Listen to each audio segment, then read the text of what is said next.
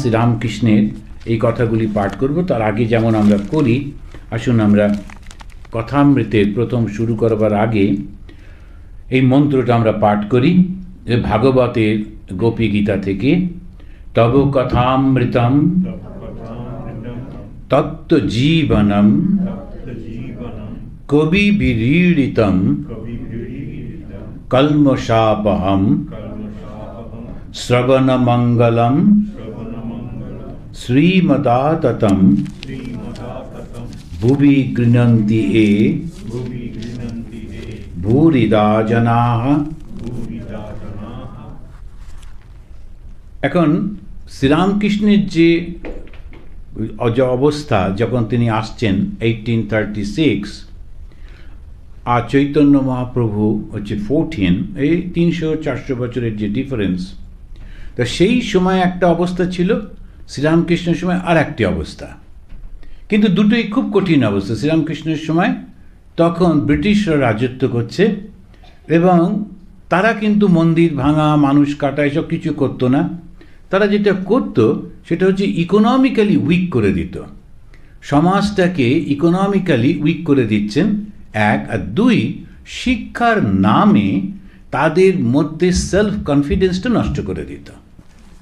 যখন একটা সমাজ গড়ে ওঠে, সেই সমাজের সবথেকে বড় শক্তি হচ্ছে তার সংস্কৃতিটা।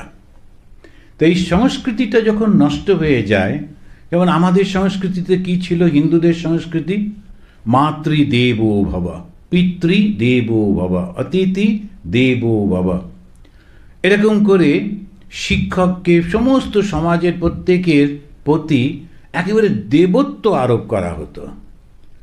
এই তো ছিল আমাদের সংস্কৃতি।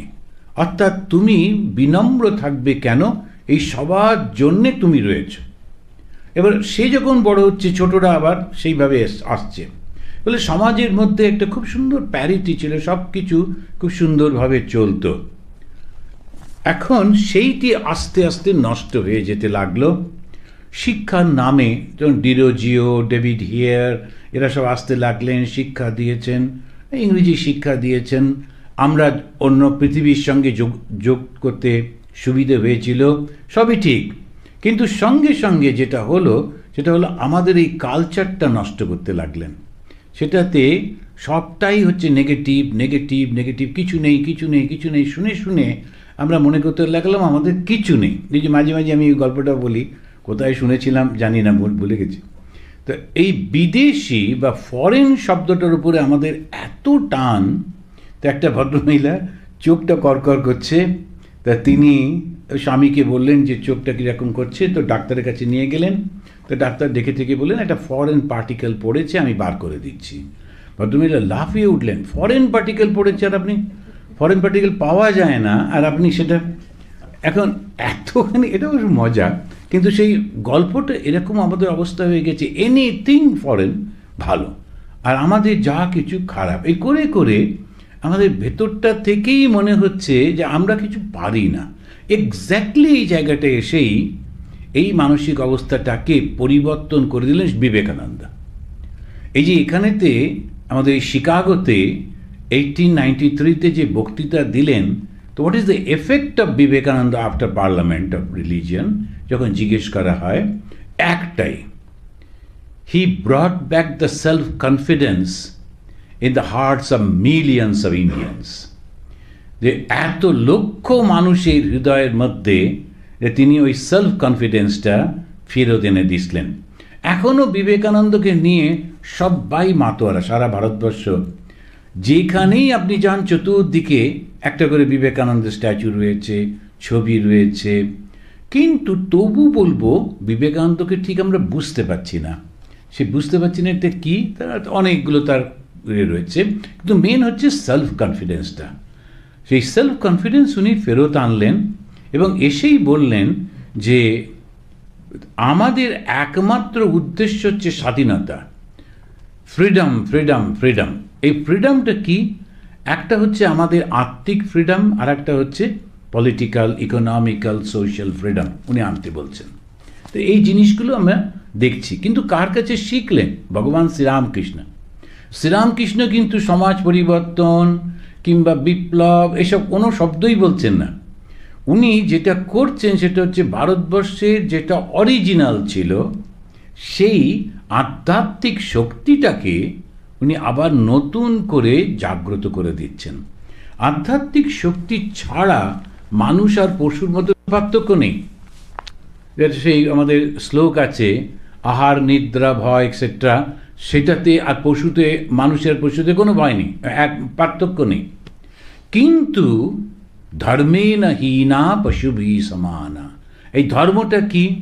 তো এবারে আমি গিয়ে সব জায়গাতেই যেটা ধর্মের একটা সিম্পল ব্যাখ্যা সব জায়গায় বলছিলাম, তো which has been accepted and admitted by many, সেটা হচ্ছে একজন ভদ্রমহিলা, তিনি প্রফেসর ছিলেন বয়স্কা, তিনি বললেন যে মহারাজ আপনি এত সুন্দর একটা আমাদের ধর্ম সম্পর্কে শেখালেন যে আমরা কিন্তু এটা নিয়ে ভাবিনি। ধর্ম মানে কি? কথা রাখা, কথা রাখো, প্রতিজ্ঞা করেছো, প্রতিজ্ঞাটা রাখো। তো মাঝে মাঝে আমি বলতাম, যখন আমরা বাংলায় বলি কথা রাখো ঠিক অতটা জোর হচ্ছে না, আর যখন আমরা বলি হিন্দিতে ওয়াদা কিয়া তো ওয়াদা নিভানে পড়েগা, তখন এটা বেশ জোর জোর হয়। তখন দুটোই একই। তো এখন এই যে কথা রাখো, এটা আমি লক্ষ্য করে দেখুন, আমরা প্রত্যেকটা জায়গায় জীবনের প্রতিটি পদক্ষেপে প্রতিজ্ঞা কিন্তু করি সবাই।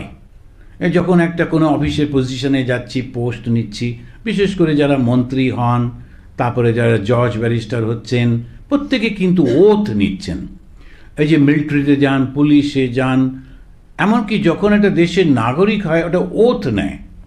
সেই ওথ নেওয়াটা বিয়ের সময়তে আপনারা কিন্তু প্রতিজ্ঞা করছেন, 7টা প্রতিজ্ঞা করেন। ওই যে 7বার ঘোরে 7টা প্রতিজ্ঞা। আমি অনেককে জিজ্ঞেস করলাম, মনে আছে? ও তত হই হট্টলগুলোর মধ্যে ঠিক ভালো করে শুনিনি, যে আর একবার ভালো করে শুনে এবারে আপনাদের ফ্রিজের গায়ে টাঙিয়ে রাখুন, তাহলে বিচ্ছেদটা আর হবে না।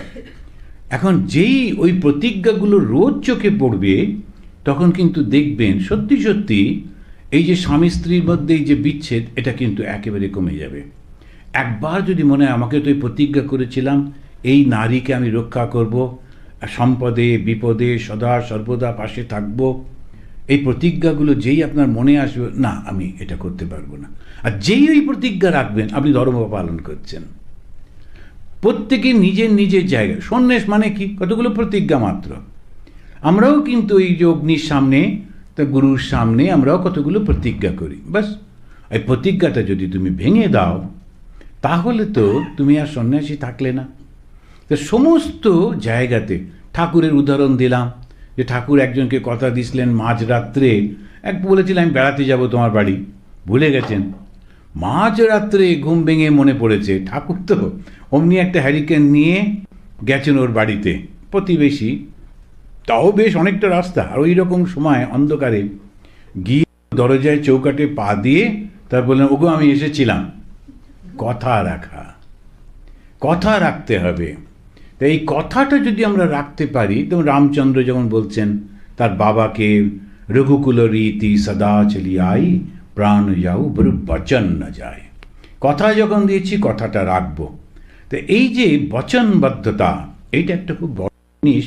তো ঠাকুর ওইটাই বারবার বলছেন, মন মুখ এক করো। ধর্মটা কি? মন মুখ এক করা। তুমি কথা দিয়েছ, সেই কথাটা তুমি মন থেকে দিয়েছো যখন, এটা রাখতেই হবে। ঠাকুর কথা কহিতে কহিতে সমাধি তত্ত্ব বুঝাইতেছেন। এবার আমরা শ্রীরামকৃষ্ণ দক্ষিণেশ্বরে নরেন্দ্র আদি অন্তরঙ্গ অন্যান্য ভক্ত সঙ্গে, প্রথম পরিচ্ছেদ, দক্ষিণেশ্বরের কেদারের উৎসব। মাস্টারমশাই ছোট্ট ছোট্ট করে লিখে দিচ্ছেন, দক্ষিণেশ্বর মন্দিরে ঠাকুর শ্রীরামকৃষ্ণ কেদারাদি ভক্ত সঙ্গে কথা কইতেছেন। আজ রবিবার অমাবস্যা, 29শে শ্রাবণ, 13ই আগস্ট 1882 খ্রিস্টাব্দ, বেলা 5টা হইবে। এই যে একেবারে মানে মাস্টারমশাই এই যে ডেসক্রিপশনগুলো খুব ইউনিক, আর ডায়েরির মধ্যে থেকে পুরো লাগছেন ঠিক বিকেলবেলা। এখন কেন করেছেন? অনেক সাধুরা, আমাদের যে আগে প্রেসিডেন্ট মহারাজ ছিলেন, তিনি তাঁর যখন কথামৃত প্রসঙ্গ বলছেন, এটা মেডিটেশনের সুবিধা হয়। যারা কথামৃত পড়ে তারা কিন্তু এই কথামৃত একটু পড়েই চোখ বুজে ওই নিজেকে ওই জায়গায় নিয়ে যায়। বিকেলবেলা কীরকম হবে, বিকেলবেলায় কেন করে ঠাকুর বসে আছেন, ইত্যাদি ইত্যাদি। শ্রীযুক্ত কেদার চাটুর্যে হালি শহরে বাড়ি।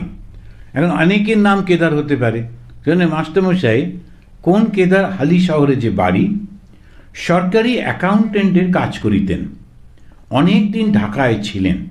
সে সময় শ্রীযুক্ত বিজয় গোস্বামী তাহার সহিত সর্বদা শ্রীরামকৃষ্ণের বিষয় আলাপ করিতেন।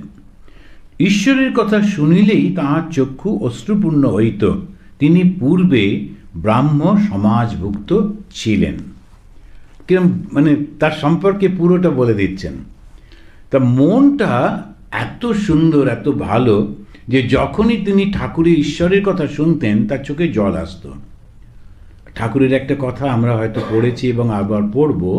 ঠাকুর বলছেন, কি করে বুঝবে ভক্ত, যখন হরি বা কৃষ্ণ নাম শোনার সঙ্গে সঙ্গে চোখে জল আসে। এতটা ভাব, এতটা ভালো বাসা রয়েছে ভগবানের প্রতি যে শোনার সঙ্গে সঙ্গে তার চোখে জল আসে। তা এই যে ভদ্রলোক, তার ওই রকম হচ্ছে কেদারের। তা তিনি ব্রাহ্ম সমাজভুক্ত ছিলেন। তখনকার দিনে শিক্ষিত লোকেরা সবাই ব্রাহ্ম সমাজ ছিল। কেন না, এক একটা ঢেউ ওঠে। তা শিক্ষিত লোকেদের মনে হতো যে এমনি যেসব মন্দির টন্দিরগুলো, ওগুলো অশিক্ষিত যারা, তারা ঠিক ঠিক শিক্ষিত না হলে এটা বুঝতে পারা যায় না। আবার একটা মাঝখানে একটু এসেছিল, সেটা হচ্ছে অরবিন্দ, যে ঋষি অরবিন্দের যে আশ্রম, ওখানেও একটা মোটামুটি ওই ভাবটা একটা ছিল যে যারা শিক্ষিত, তারা বেশ কালচার, এরা শুধু অরবিন্দের ওখানে যান, ইত্যাদি ইত্যাদি। তো এরকম ছিল। কিন্তু ধর্মের ব্যাপারটা একটু আলাদা। সোসাইটি একরকম, যেমন আমাদের এখন লায়ন্স ক্লাব, রোটারি ক্লাব, এগুলো সব ঠিক আছে, বড় লোকেদের জায়গা, তারা রেস্ট্রিকশন করে দিয়েছে, এত টাকা তোমার ইনকাম না হলে ঢুকতে পারবে না, এসব ঠিক আছে। কিন্তু ধর্মের ব্যাপারটা হচ্ছে রিয়ালাইজেশন। ওখানে এরকম করে সমাজে এসব করে কিছু লাভ হয় না, বেশি দিন থাকতে পারে না।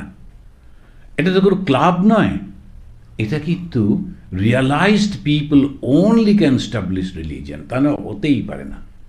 তো ধর্মের এই জিনিসটা হচ্ছে যখন কেউ ঈশ্বরকে দর্শন করেছেন, ঈশ্বরের ভাবে ভাবিত, তার কথা অনুযায়ী যারা চলেন, তাদের মধ্যেও ওই ভাবটা আসে। আর সেই ভাবটা যখন আসে তখন দুটো জিনিস হয়।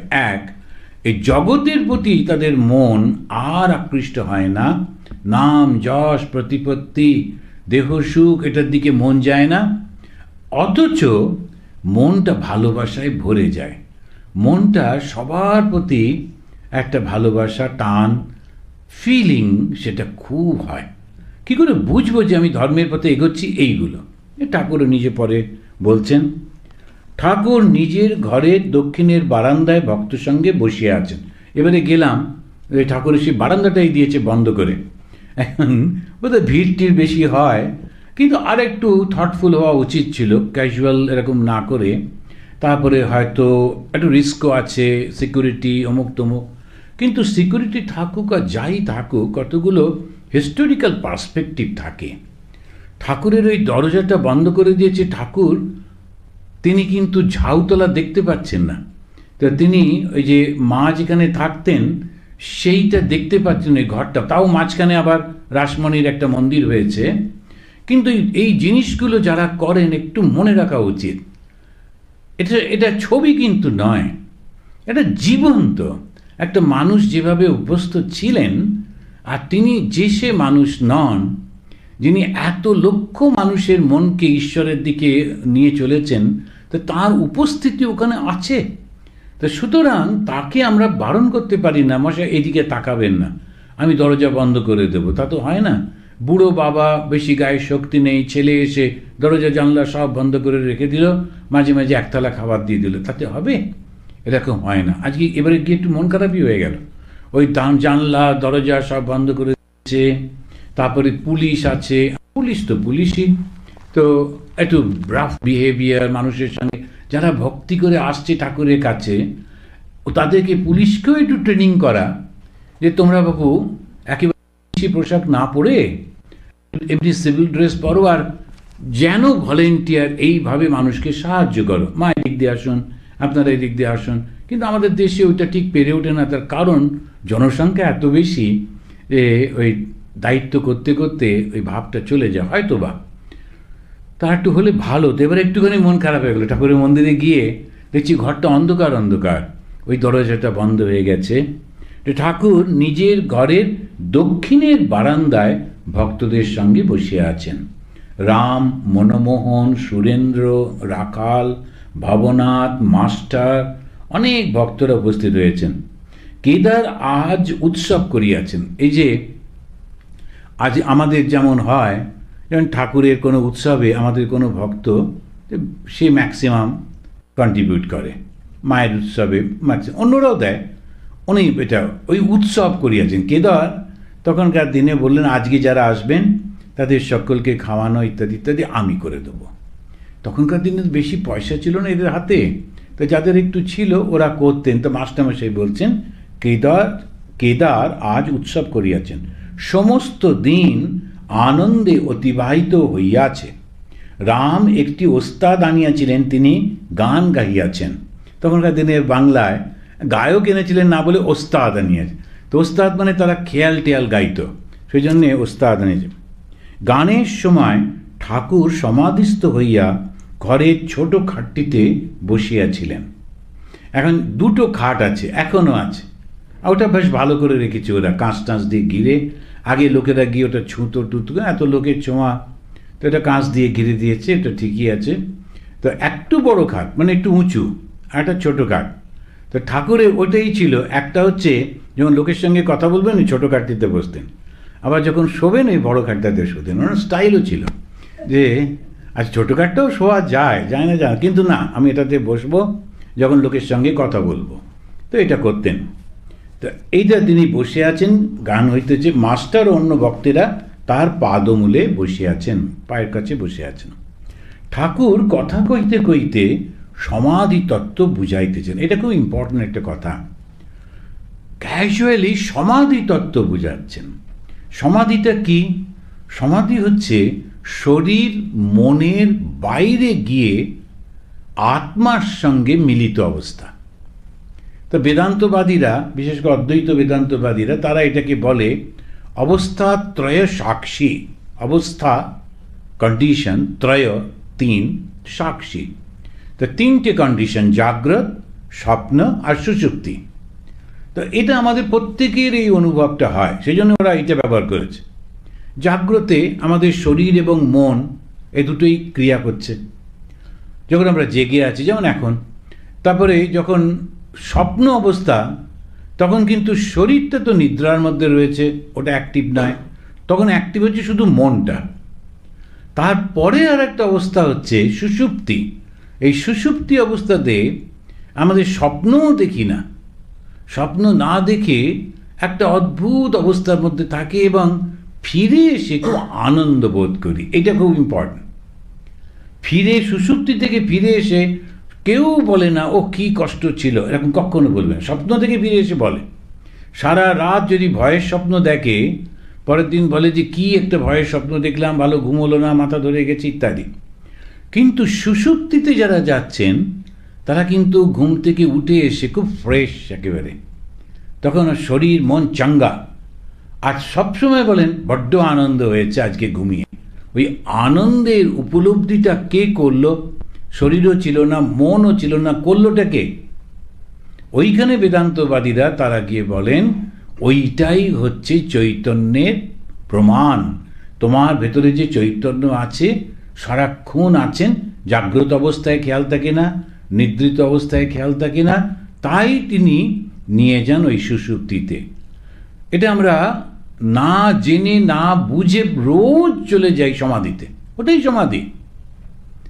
এইবারে যখন বুঝে শুনে ওই জায়গায় যাবার চেষ্টা করি, তখন তাকে বলা হয় সমাধি।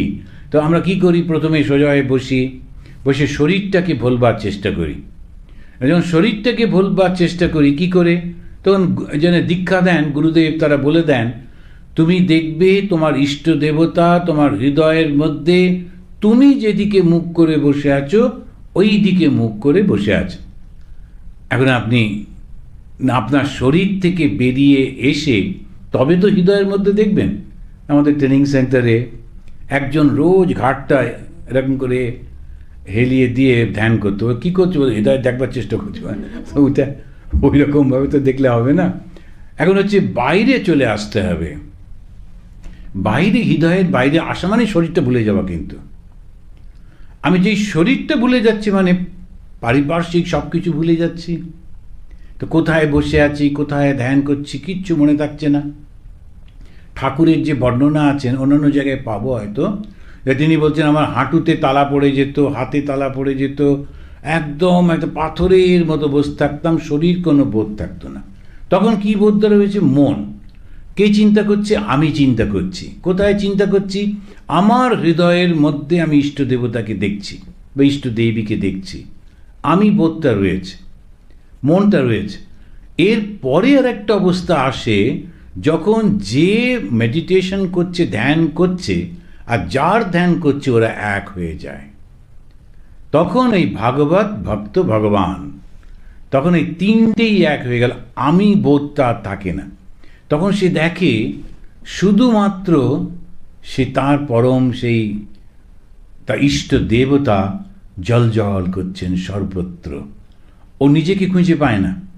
তখন তার শরীর থাকে না, মন থাকে না। ও কোথায় চলে গেল? ওই সেই জায়গা যেখানে তাকে বলা হয়, তখন এই ওটা সমাধি। তা একটা সবিকল্প, একটা নির্বিকল্প সমাধি আছে। সবিকল্প মানে কি?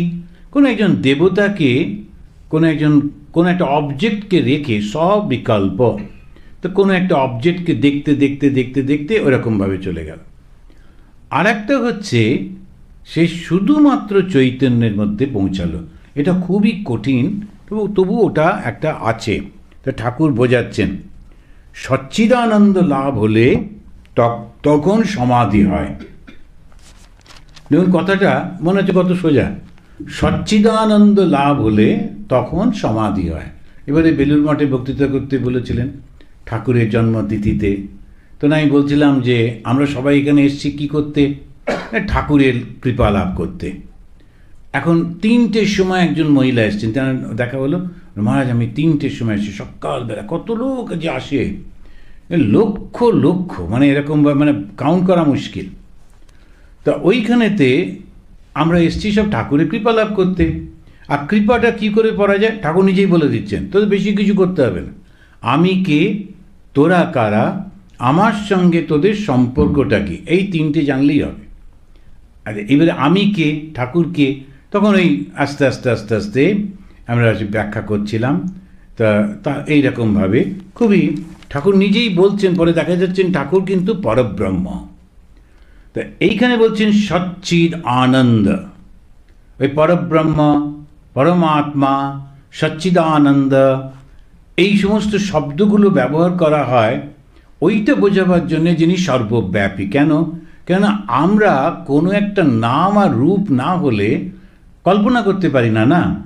সেই জন্য একটা নাম দেওয়া হলো সচ্চিদ আনন্দ। সৎ মানে কি? যিনি চিরকাল আছেন, এক্সিস্টেন্স।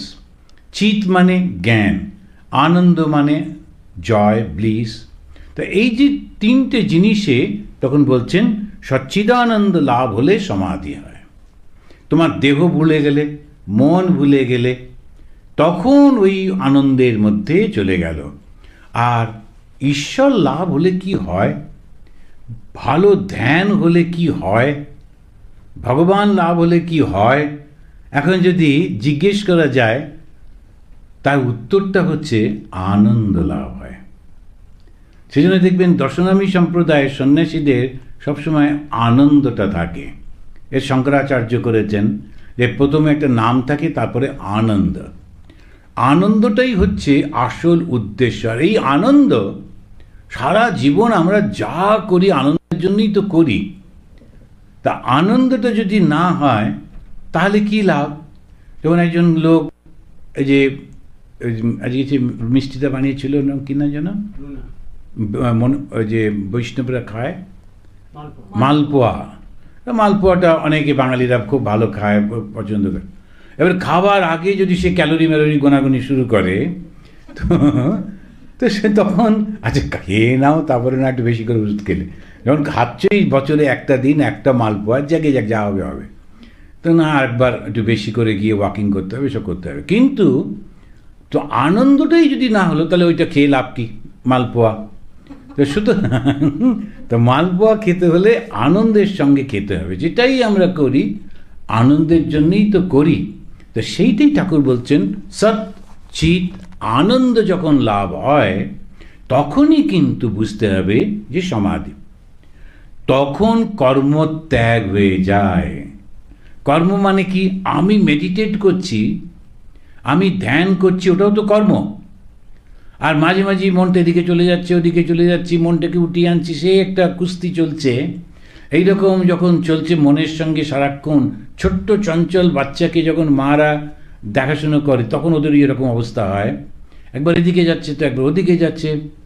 মনটা ঠিক তাই, ওরকম ধীরে ধীরে ধীরে ধীরে তাকে যখন আনছি তখন যখন শান্ত হয়ে গেল তখন কর্মত্যাগ হয়ে গেল, আর কোনো কর্ম লাগে না।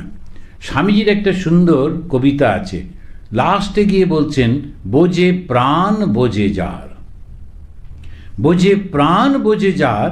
ওই আলটিমেট অবস্থায় তখন লাস্ট অবস্থা আমি আমি আমি এই ভাবটা থাকে, ওটাও চলে যায়। তখন এই সমাধি, এই সমাধি সম্পর্কে বলছেন। আমি ওস্তাদের নাম করছি, এমন সময় ওস্তাদ এসে উপস্থিত, তখন আর তার নাম করার কি প্রয়োজন? আমি ভগবানকে চিন্তা করছি, এবার তিনি সবটা জুড়ে রয়েছেন, আর তার নাম করতে হয় না। তখন তাকে দেখেই আনন্দ হচ্ছে। মৌমাছি ভন ভন করে কতক্ষণ? যতক্ষণ না ফুলে বসে। একটা সুন্দর সুন্দর উদাহরণ দিচ্ছেন। ততক্ষণই আমি নাম গুণগান করতে থাকি যতক্ষণ না আমি ভগবানকে দেখছি। একটা লোক, সে ঠাকুর কয়েকজনকেই বলেছেন এই কথা, সে বসে বসে জপ করছে। তো ঠাকুর বলছেন, এখানে এসে আর ওটার কি দরকার? ইন্ডিকেশনটা ভেরি ক্লিয়ার। তুমি যে ভগবানের কাছে আসতে চাইছো, সে ভগবান তোমার সামনে বসে আছেন। ঠিক একই কথা তিনি বলেছিলেন লাট্টু রাম, সে লাটু মহারাজ, পড়াশুনো জানতেন না, গ্রামের ছেলে।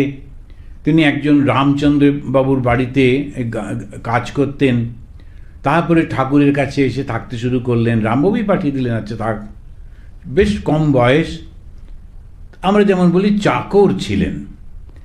তিনি ধ্যান করছেন বসে বসে। ঠাকুর একদিন যেতে যেতে দেখলেন রাম ধ্যান করছে।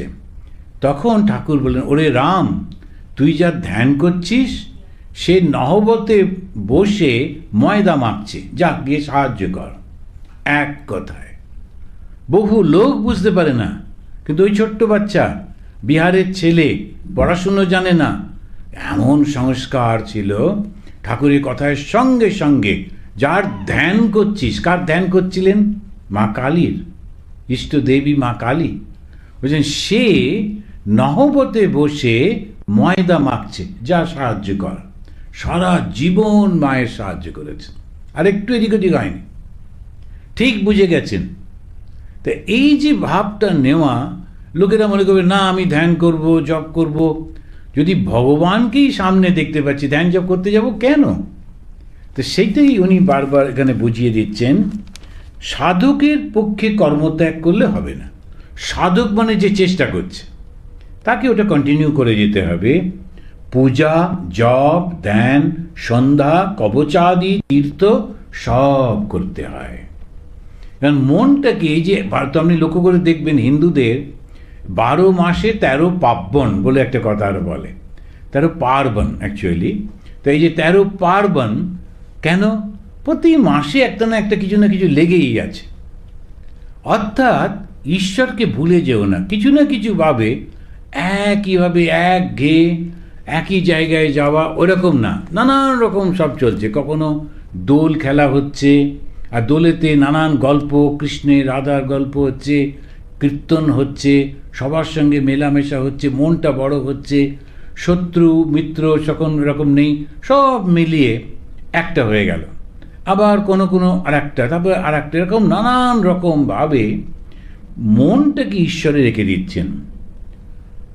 লাভের পর যদি কেউ বিচার করে, যেমন মৌমাছি মধুপান করতে করতে আদাত গুনগুন করে, ঈশ্বর লাভ হয়ে যাবার পরেও কেউ কেউ ঈশ্বরের কথা বলে, ধ্যান জপ করে, ঈশ্বর লাভ হয়ে যাবার পরেও করে, ভালো লাগে বলে করে। ওস্তাদটি বেশ গান গাইয়াছিলেন, ঠাকুর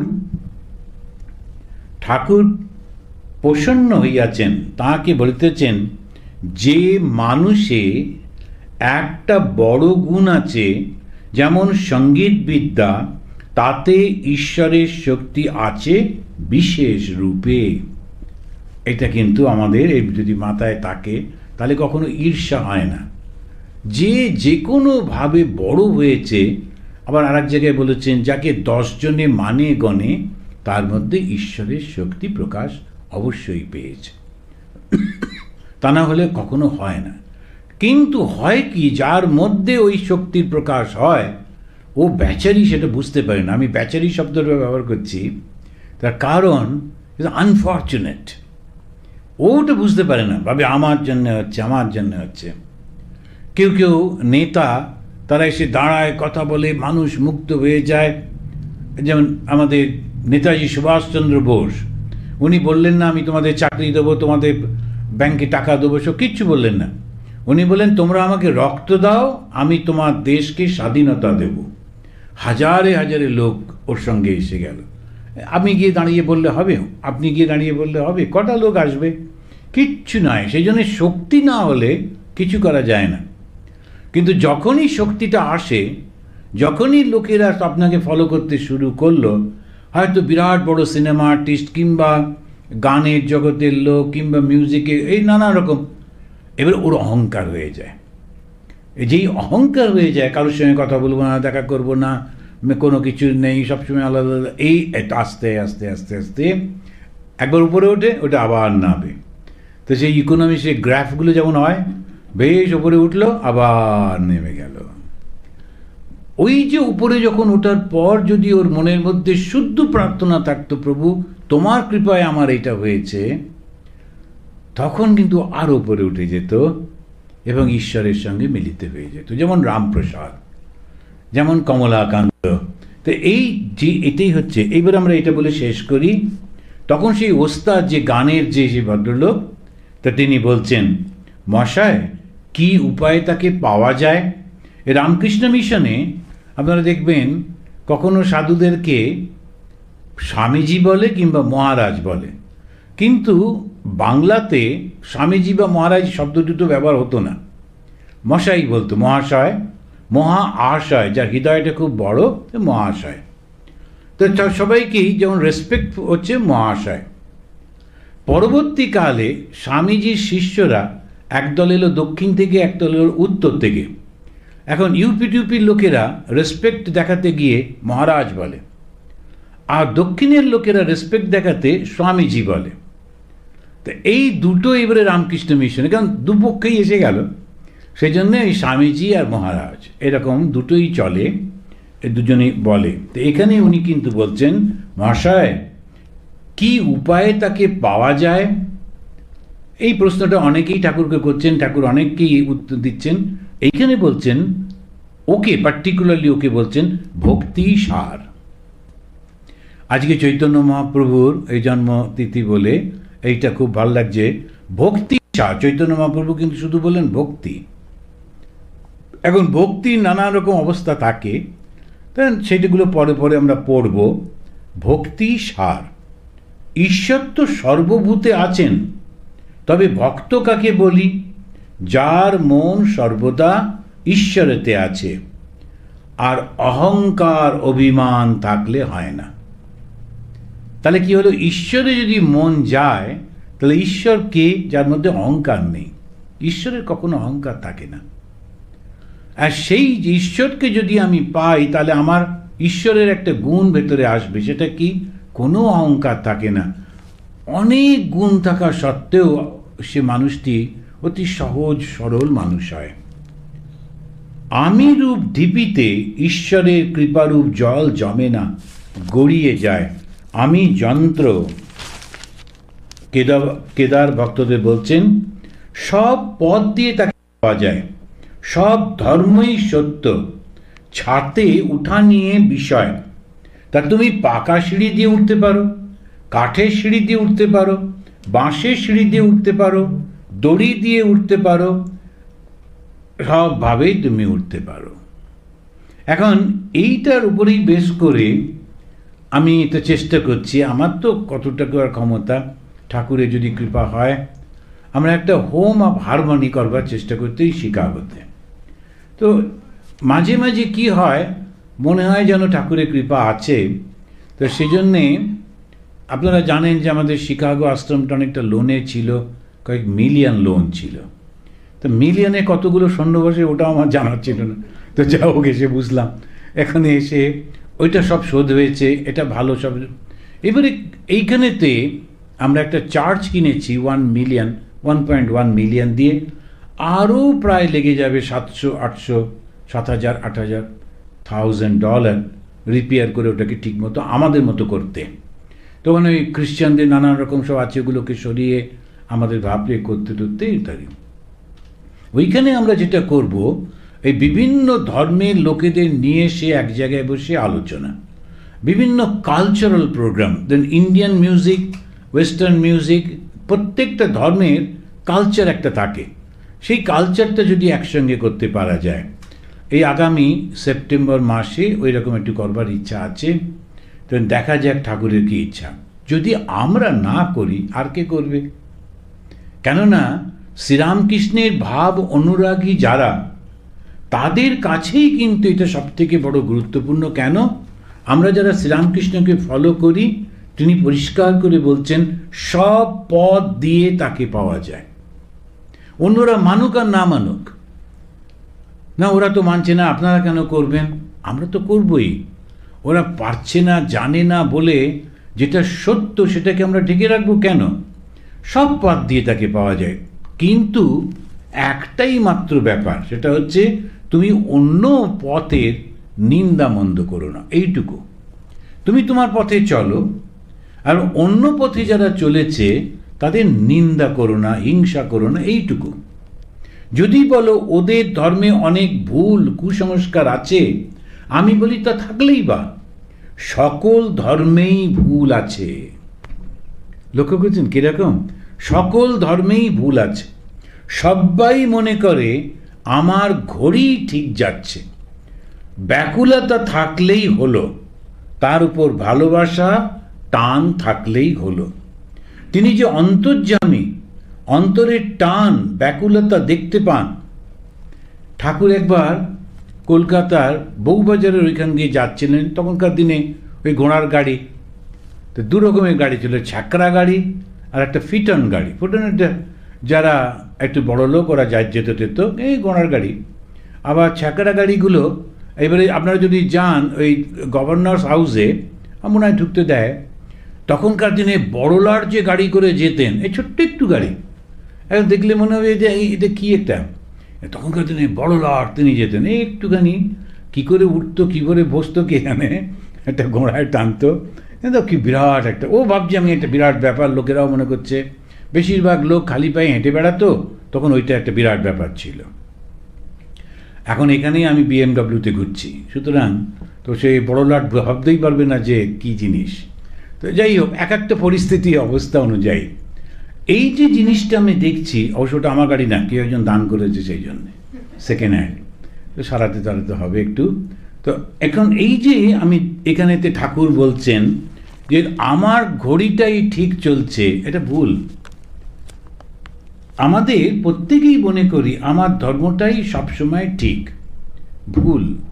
ওইটুকুই শুধু লোককে শেখানো, আর কোনো কিচ্ছু শেখাতে হবে না। আমরা বলবো না যে খ্রিস্টান তুমি হিন্দু হয়ে যাও, হিন্দু তুমি মুসলমান হয়ে যাও, মুসলমান তুমি বুদ্ধিস্ট, নাথিং নাথিং নাথিং।